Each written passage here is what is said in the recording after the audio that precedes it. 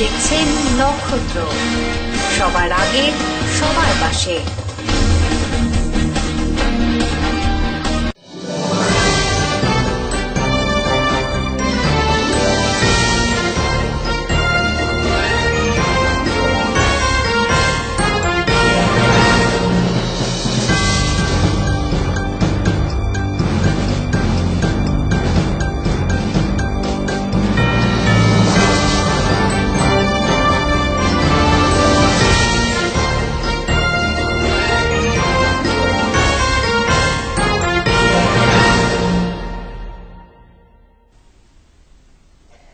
নমস্কার, আমি মাম্পি। নক্ষত্র নিউজে আপনাদের প্রত্যেককে জানাই স্বাগত। সরাসরি চোখ রাখছি আজকের বিস্তারিত সংবাদে।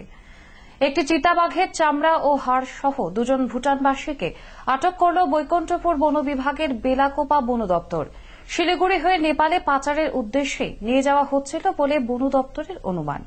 রবিবার রাতে গোপন সূত্রে খবর পেয়ে ওদলাবাড়ি রেলগেটের সামনে একটি পিকআপ ভ্যানে থাকা আদার বস্তার পাশ থেকে একটি ব্যাগে চিতাবাঘের চামড়া সহ চিতাবাঘের হাড় ও একটি খুলি উদ্ধার করে বেলাকোবা বন বিভাগের কর্মীরা। সাথে দুজন ভুটানিকে ও পিকআপ ভ্যানটিকে আটক করে তারা। বেলাকোবা বন বিভাগের রেঞ্জ অফিসার জানান, রবিবার রাতে গোপন সূত্রে খবর পেয়ে তাক পেতে বসেছিলাম আমি আর আমার কর্মীরা। তখনই দেখি একটি পিকআপ ভ্যান আদা নিয়ে যাচ্ছে। সন্দেহ হবার ফলে আদার ব্যাগ সরিয়ে দেখা যায় একটি ব্যাগে একটি চিতাবাঘের চামড়া ও প্রচুর হাড় রয়েছে, সাথে আছে একটি খুলি। এরপর সাথে সাথে আটক করা হয় গাড়িটিকে। গ্রেফতার করা হয় গাড়িতে থাকা দুজনকে। তাদের জিজ্ঞাসা করার পর জানা গেছে চামড়াটিকে নিয়ে যাওয়া হচ্ছিল শিলিগুড়ি, সেখান থেকে নেপালে পাচার হবে বলে জানান তারা। মূল্য ঠিক হয়েছিল 10 লক্ষ টাকা। যে দুজনকে আটক করা হয়েছে তারা হলো তেজিয়া ওয়াংচুপ ও সিকিয়া নরবুক। এরা দুজনই ভুটানের সামদুকের বাসিন্দা বলে জানা গেছে। আমরা একটা গোপন সূত্রে খবর পেয়ে কালকে রাতের বেলায় আমরা এটা ইয়েতে যাই, ওদলাবাড়ির কাছে, ওদলাবাড়ির সামনে রেলগেট আছে, রেলগেটের ওখানে যাই। যে আমরা খবর পাই একটা গাড়িতে করে, গাড়ি ভুটানের গাড়ি মহেন্দ্র পিকআপে করে 1668 BP2 1668 ওই গাড়িতে করে মাল আসছে। আদার মধ্যে একটা লেপার্ড স্কিন আসছে। এটা নেপালের উদ্দেশ্যে পাচার হবে, হ্যাঁ, নেপাল পার্টি আসবে। তো আমরা সোর্স মারফত খবর পেয়ে আমরা ওখানে ওত পেতে বসে থাকি এবং ওরা ঠিক এই রাত্রি 8টা নাগাদ ওখানে আসে। আমরা গাড়িটাকে ইন্টারসেপ্ট করি, বলে আমাদের গাড়িতে আদা আছে। তো আদার যখন আমরা আদাটাকে করি, 5 বস্তা আদার তলে দেখি যে একটা ব্যাগ, জুট ব্যাগের মধ্যে একটা লেপার্ড স্কিন এবং কিছু হাড়। পরে সেই হাড়গুলো আমরা ওখানে দেখে সিজ করি। তাতে 150টা লেপার্ড বনস পাই এবং সাথে একটা মাথার খুলি পাই এবং একটা লেপার্ড স্কিন প্রায় 8.5 ফুট লম্বা একটা লেপার্ড স্কিন এবং তাজাই। এবং ওর সাথে আপনারা দেখছেন এই পায়ের ছাপ আছে, পা আছে, পাগমার্ক আছে, মানে নোক আছে। বাজার মূল্য কত আছে? ওয়াইল্ড লাইফে তো ফরেস্টের ক্ষেত্রে কোনো বাজার মূল্য নেই, এটা দুষ্প্রাপ্য জিনিস, এটা আমি বাজার মূল্য বলতে পারবো না। কিন্তু ইন্টারন্যাশনাল পাচারে ওনারা 8 লাখ টাকা দিয়ে বিক্রি করার কথা ছিল। কোথা থেকে কোথায় যাচ্ছিল? এটা ভুটান থেকে নেপাল দিকে যাচ্ছিল। কজনকে ধরা হয়েছে? আমরা দুজনকে ধরেছি। দুজনের নাম হচ্ছে তেজিয়া ওয়াংচু আর সিজিয়া নারবু।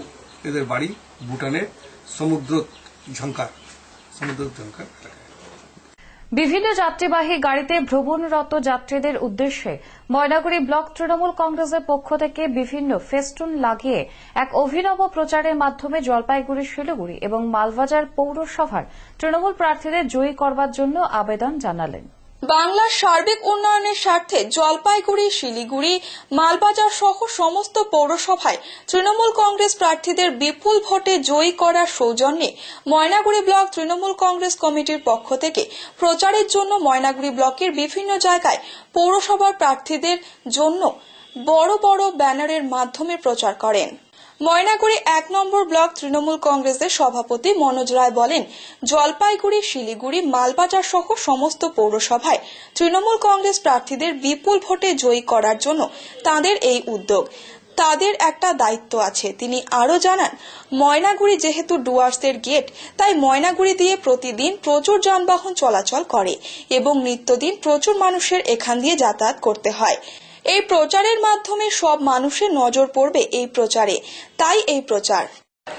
দেখুন, দলটা তৃণমূল কংগ্রেস, তৃণমূল কংগ্রেস যখন কলকাতায় যেতে তখন আমরা এখানে উল্লাস করি, তৃণমূল কংগ্রেস যদি শিলিগুড়িতে যেতে তাহলে আমরা এখানে উল্লাস করি।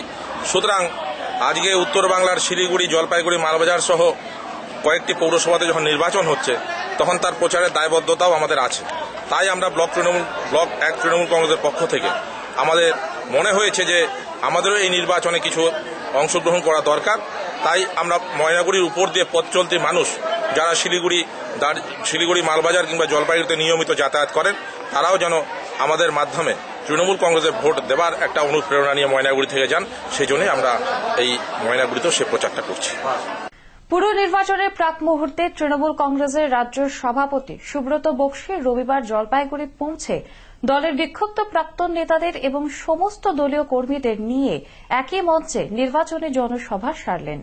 তৃণমূলের জলপাইগুড়ি জেলা সভাপতি এবং সাংসদকে হেনস্থা ও দলবিরোধী কাজের জন্য দলের 7 জন কর্মীকে বহিষ্কার ও শোকজ করার ঘটনাকে কেন্দ্র করে দলের প্রাক্তন 2 জেলা সভাপতি দলের ভেতরে ও বাইরের ক্ষোভ উগরে দিয়েছিলেন।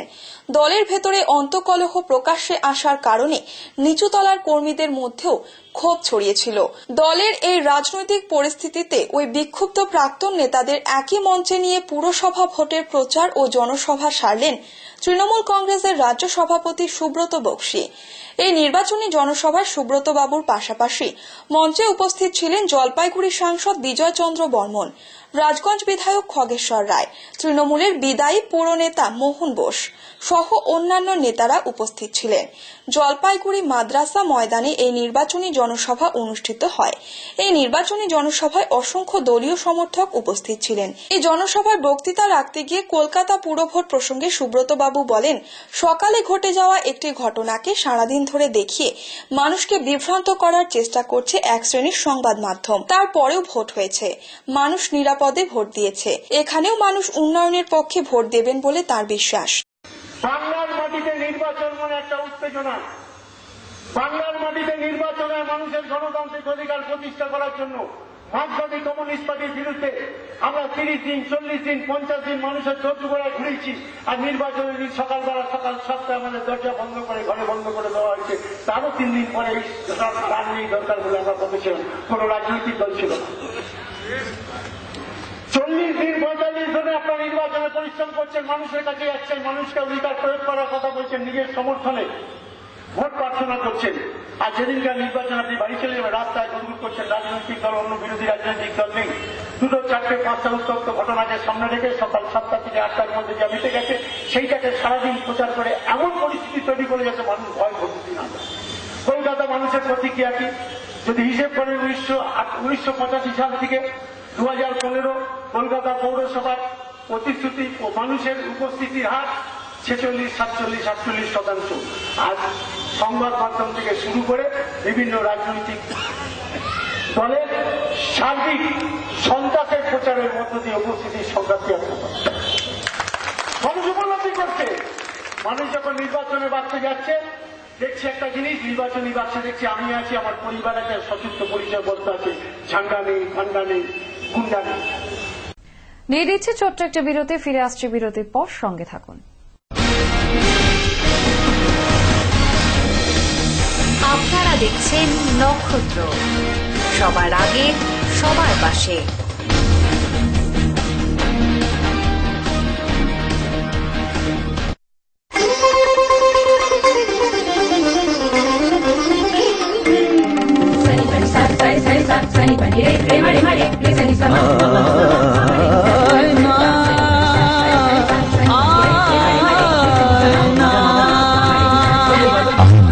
সাদা মনের সাদা কথা।